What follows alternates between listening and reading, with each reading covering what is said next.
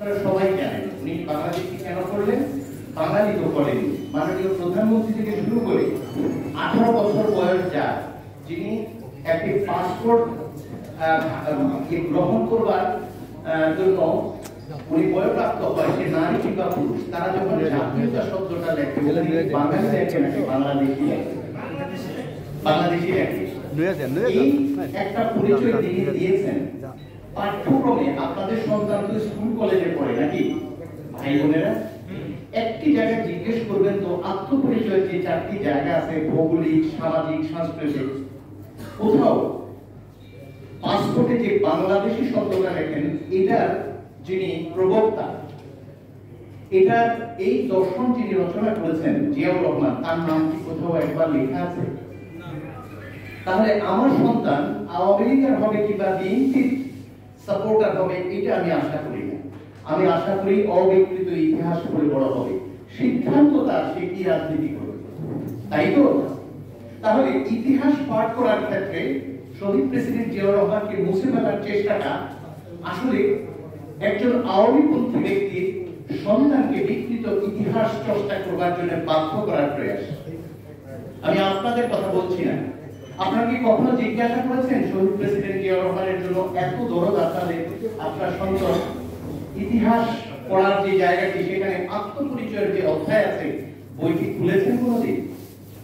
আমাকে আমার এক নিকটাত্মীয় একজন নারী শিক্ষার্থী প্রশ্ন করেছিলেন, why are you supporting this man? He is not a good man. আমি তো অবাক। ঘরের মধ্যে ডিভিশন এটি বেড়াতে এসেছিল, তো তাকে আমি জিজ্ঞেস করলাম কেন?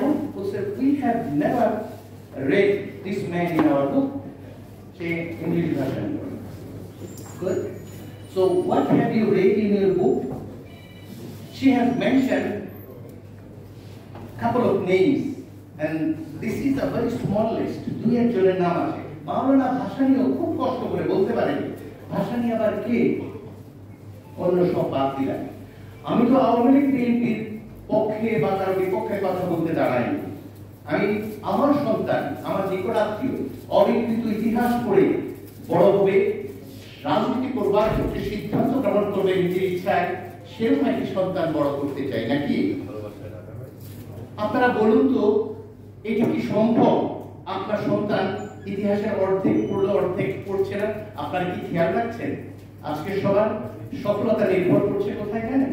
দয়া করে আপনার ছোট ভাই, ছোট বোন কিংবা সন্তান যারা মাধ্যমিক, প্রাথমিক এবং একাদশ দ্বাদশ শ্রেণীতেও পাঠ্যক্রম পরিবর্তন করছে আমাদের বিশিষ্ট পাঠ্যবিজ্ঞানীরা, যেখানে ভুলে পড়া আলোচনা সেখানে গেলে শেষ হবে না।